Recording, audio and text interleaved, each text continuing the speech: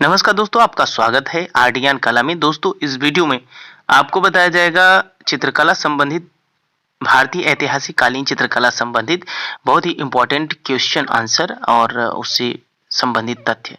आइए देखते हैं। मैंने कई पार्ट्स को बनाया है और इसमें भी आप विधिवत ध्यान से पढ़ेंगे, सुनेंगे।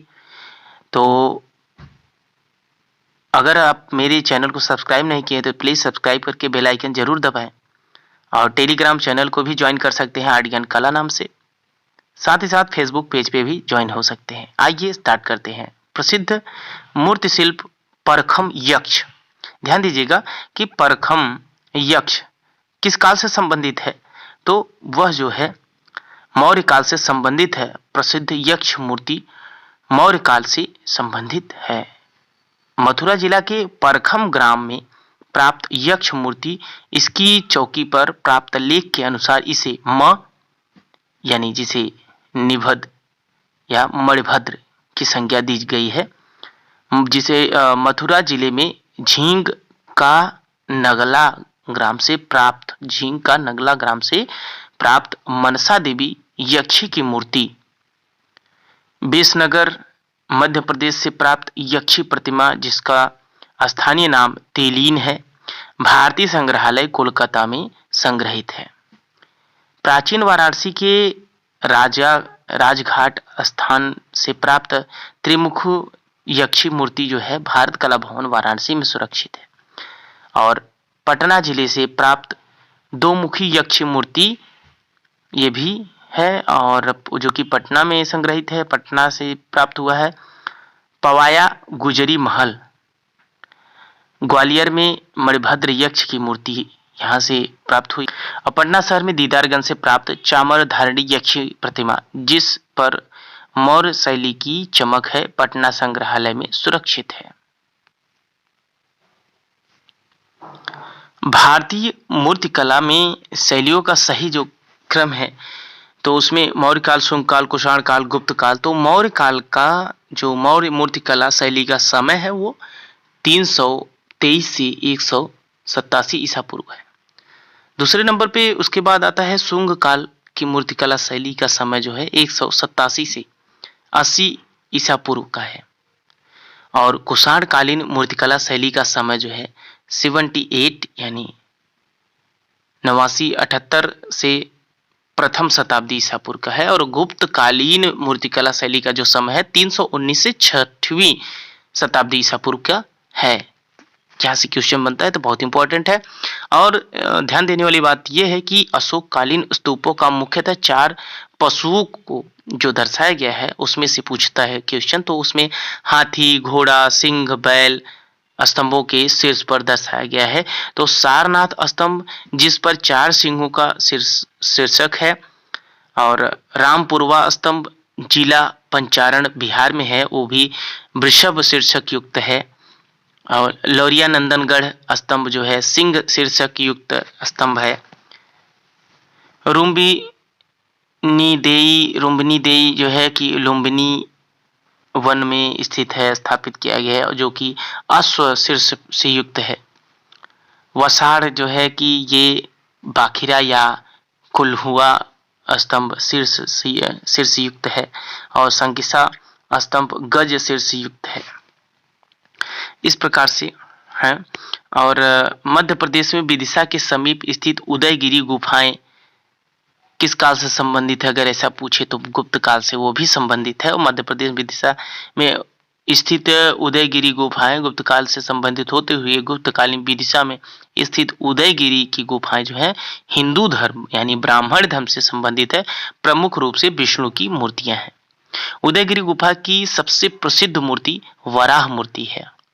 उदयगिरी अगर ध्यान दे तो उदयगिरी और खंडगिरी गुफाएं जैन धर्म से संबंधित है। ये गुफाएं खारवेल शासक ने पहाड़ियों को कटवाकर जैन भिक्षुओं के लिए गुहा विहार बनवाए थे। ये गुहाएं भुवनेश्वर उड़ीसा के पास स्थित हैं। और भारतीय राष्ट्रीय ध्वज में बना चक्र जो है वो कहाँ से लिया गया है, ऐसा पूछा जाता है। तो वो सारनाथ उत्तर प्रदेश में, जो कि सारनाथ से अशोकीय स्तंभ सिंह स्तंभ से लिया गया है। भारतीय राष्ट्रीय ध्वज, तो ये स्तंभ की ऊंचाई जो है 40 से 50 फीट है। सारनाथ स्तंभ के ऊपर पशु आकृति का शीर्षक है और 4 पशुओं की मूर्तियां स्थापित की गई हैं। अश्व, सिंह, वृषभ, गज, ये 4 पशु 4 दिशाओं के प्रतीक हैं। इन चारों आकृतियों के बीच बीच में एक एक धर्म चक्र की आकृति है, जो चक्रवर्ती समूह के चक्र का भाव प्रकट करती है। सारनाथ स्तंभ के शीर्ष पर महाचक्र स्थापित है, जो कि 32 अरु वाले इस चक्र को धर्म का प्रतीक माना जाता है। सारनाथ में पाया गया अशोक स्तंभ शीर्षक स्तंभ जो है सारनाथ के पुरातत्व संग्रहालय में प्रदर्शित है। ठीक है, और एक क्वेश्चन आता है कि मौर्य काल से संबंधित बहुत इंपॉर्टेंट क्वेश्चन आता है कि मौर्य शासक अशोक द्वारा निर्माण सांची का महास्तूप रायसेन जिला मध्य प्रदेश में स्थित है और जर्मन जनरल टेलर ने सांची के स्मारकों को की ओर जनता का ध्यान आकर्षित करते हुए गोल आधार का व्यास लगभग 120 फुट है और गुंबद की ऊंचाई 54 फुट है। अलंकृत तोरण 34 फीट ऊंचे हैं। सातवाहन राजाओं के समय सांची के तोरण द्वारों को अलंकृत किया गया। सांची के महास्तूप पर अलंकृत दृश्य जातक कथाओं के दृश्य, गौतम बुद्ध के जीवन दृश्य, बुद्ध के अनुगामी के रूप में देवताओं के दृश्य, शाल भंजिकाओं की सौंदर्यमयी मूर्तियां इत्यादि वहां पे सुशोभित हुई हैं। इस प्रकार से यहाँ पे क्वेश्चन बनता आया है। और ध्यान देने वाली बात है कि सांची स्तूप के ऊपर से नीचे का क्रम छत्रावली, हर्मिका, अंडवेदिका, वर्तमान समय में ऊपर से वेदिका को छोड़कर गुंबद की ऊंचाई 54 फुट है और गोल आधार व्यास लगभग 120 फुट है।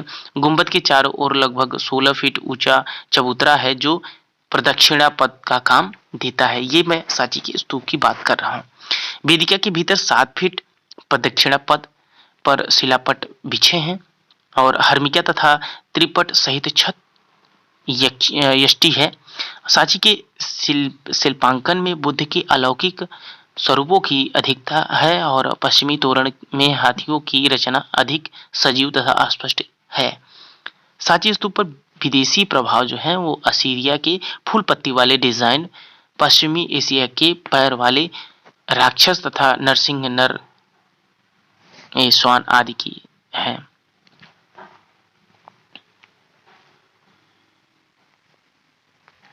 सारनाथ स्तंभ जिस पर 4 सिंह स्तंभ, इनके बारे में मैंने जैसा कि बताया आपको, तो ये 4 पशुओं से बने हैं। गज पूर्व दिशा में, वृषभ पश्चिम दिशा में और सिंह उत्तर दिशा में, घोड़ा दक्षिण दिशा में। ये सभी इन दिशाओं में अपना अपना कार्य मतलब तल्लीन है।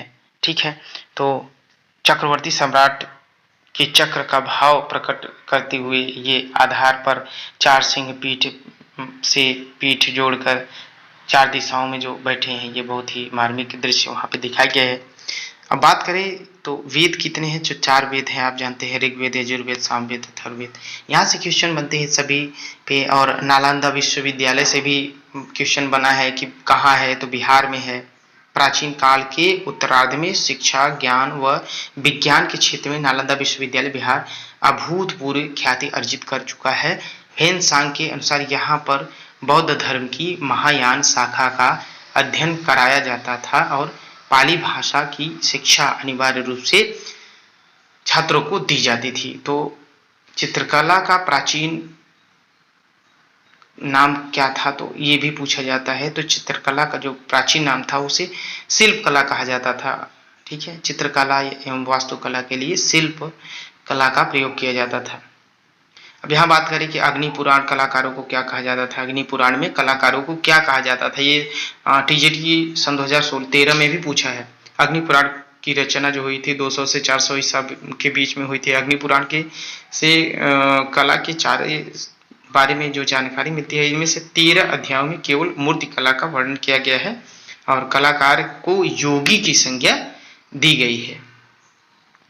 अब बात करें कि उदयगिरी की गुफाएं किस धर्म से संबंधित कला को दर्शाती हैं, तो मध्य प्रदेश की राजधानी भोपाल के पास विदिशा नामक स्थान पर गुप्तकालीन उदयगिरी की गुफाएं स्थित हैं, जो हिंदू धर्म, वैष्णव धर्म से संबंधित है। यहाँ पर लगभग 20 गुफाएं स्थित है और इसी गुफाओं में 12 अवतार नामक कृति की रचना की गई है।